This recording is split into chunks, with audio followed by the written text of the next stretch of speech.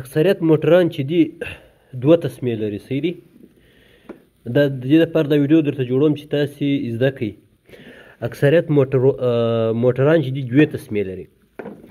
یو تسمه چې ده هغه د دې الټرناتور او کرم شافت دغه کرم شافت نه په فرانسوي کې موږ ته وایي ویلبروکا، په پښتو کې نه خبر څه ورته وایي. دلته دې سره وصلي. صحیح دي؟ ګوره په دې کې راځي او بیا راځي دغه، یعنې کله چې دلته لاندې کله چې دا دلته تاویږي، دا تاویږي، نو بیا الټرناتور دا تاویي، دا ځان سره تاویي. دا چې دی دا بیا بیټري چارجوي، چې دا نه وي بیټري چارج ختم شي موټر درېږي. دا یوه ده، دا تسمه ده، دا یوه تسمه ده چې لاندې ویلبروکان سره وصل ده او ویلبروکان تاویږي، دغه په ذریعه الټرناتور تاویي چې الټرناتور بیټري چارجوي. بله چې د دې ته ټایمینګ بیلټ یا هم په فرانسوي کې ورته کوغوا د ډسټریبیوسیون وایي. ټایمینګ بیلټ چې ده ډېره مهمه ده. بعض بیلټونه چې دي ګوره خپل لین لري، چې یو مثلا دلته دا ګوره علامه یې ورکړې ده، دلته باید یو دا خط مثلا راشي دلته، او بل چې دی صبر زما څه دلته ورک سو څه سو، بل خط چې دی هغه مثلا یو میل ته پورته خط وښودوي، یو چې دی دلته په دې برابر راځي، دې حصې کې راځي، دا دلته راځي، داسې داخلیږي، دلته ورکوه کېږي په دلته. دا اوس ما یې راایستې دي ځکه دغه نقطه چې ویني دا ماته سوې ده، زه باید دا نوې واخلم.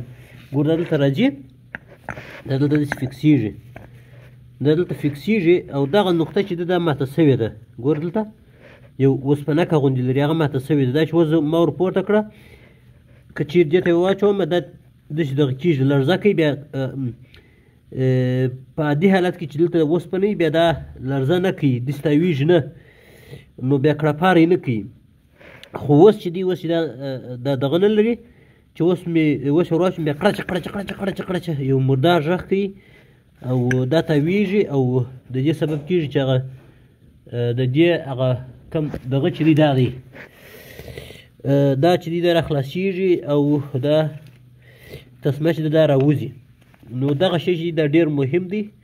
نو دا چې دی دا زه ورته دا بدلوم، نوی ورته اخلم، نوی ورته اخلم. نو د دې خاطر مې دا اوس راایستې دي. نو دونه یې زده کړئ چې په موټر کې دوه ډوله تسمې دي. یو تسمه چې ده ټایمینګ بیلټ ده، چې اکثریت یې ګوره دا رقم دغه لري، دغه ډول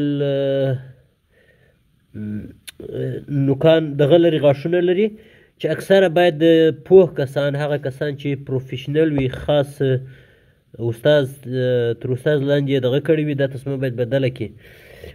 ځکه چې دا تسمه چې ده ټایمینګ بیلټ ځکه ورته وایي چې دا ویلبروکان په پښتو کې نه خبر چې دلته څه ورته وایي، دا او دغه کرم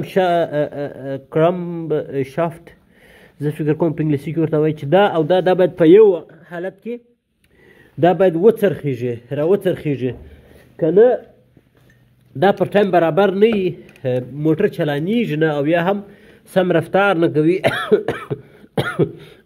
او یا هم منظم کار نه کوي ماشین. نو دې خاطر ټایمینګ ورته چې باید منظم وي، ډېره منظمه واچوي خپل ځای ته. نو د دې خاطر دا باید همیشه استادان وکړي.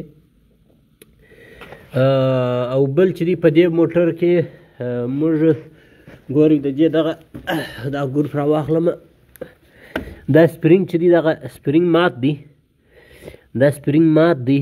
نو د دې سپرینګ بورډ بدل کو، نو زه بیا در وښیم چې څنګه کولی شو دا راخلاص کو، او دغه د جمپ سپرینګ دا ورتبدیل کو، نوی ور واچوو. نو زموږ سره واوسېږئ. کله چې مې نوی راوړي اول بیا راخلاص کړو، بیا چې مې نوی ور اچوي د اچولو طریقه به هم در وښیم. او دا چې دی دا وبخښئ دوستانو زه ډېر سخت مریض یم. دا چې دی دا دې سره باید ډېره سایه وسي، ځکه چې دا ډېر سخت زور لري، حتی د انسان د زخمي کېدو سبب ګرځي. باید ځان ته یو خاصه دغه ولري. ګورئ زه ته در وښیم، دغه ډول ماشین لري ځان ته. که چیرې دغسې ماشین در سره نه وي، د دې خلاصول او بسته کول ډېر خطرناکه دي او ډېر غټ زور لري. نو مکمله ویډیو بیا زه در سره شریکوم چې څنګه دا تبدیلوو او دا تسمه څنګه ځای ته اچوو. زموږ سره واوسېږئ، مننه. زموږ چینل در سره سبسکرایب کړئ. د نورو ویډیوګانو د آموزشي او زه ځینې ویډیوګانې درته تشریح کوم د موټر دپاره، د موټر په بخش کې چې څنګه کولی شو تسمه ور اچوو او تسمې او نور مسایل زه کرار کوښښ کوم چې په پښتو ژبه تاسو ته زده کړم او درته تشریح کوم بیا. نو تاسو کولی شئ چې زما سره په پښتو ژبه میکانیک یا مستریتوب زده کړئ. نو زه ډیپلوم لرم په فرانسه کې، ما ډیپلوم اخیستی دی د موټر په بخش کې. نو په علمي لحاظ مثلا زه پوهېږم چې څنګه کولی شو بعضې کارونه وکړو، بعضې سیستمونه څنګه فعالیت کوي. نو زه به روزانه ډول در سره شریکوم. مننه. زموږ چینل در سره سبسکرایب کړئ او زموږ د نورو ویډیوګانو په تمه اوسېږئ.